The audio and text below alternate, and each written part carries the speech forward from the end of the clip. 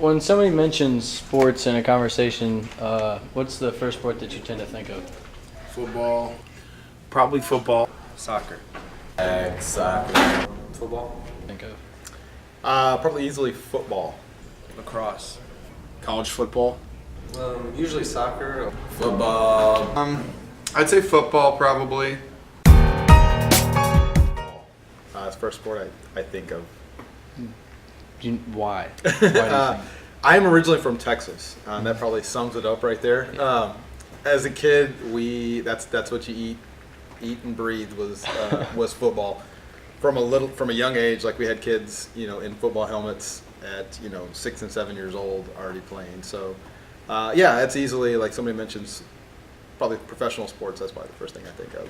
As a Mizzou fan, Mizzou football is pretty popular in this region, and it's also televised a lot. I think that you see a lot of you see more collegiate sports throughout the week as opposed to some professional sports like the NFL are only on Sundays.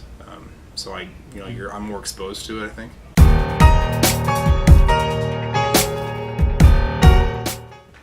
Why do you tend to think of those sports rather than NASCAR or gymnastics or cheerleading? Well, baseball because it's St. Louis and we're a baseball town. I would never think of NASCAR. Me and my dad go to the Indy 500 race every year, but that's Indy cars. So I just have a hatred of NASCAR. Of stock car racing? Yeah, stock car racing is terrible.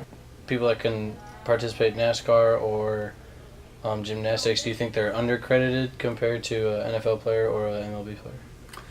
Well, I don't know. They may not get the publicity that some of the other sports do, but it also is more regional and the fact that if you're down south, you may hear a lot more about NASCAR. If you're in North Carolina where it's a big industry, you may hear more about it. So it could be that too.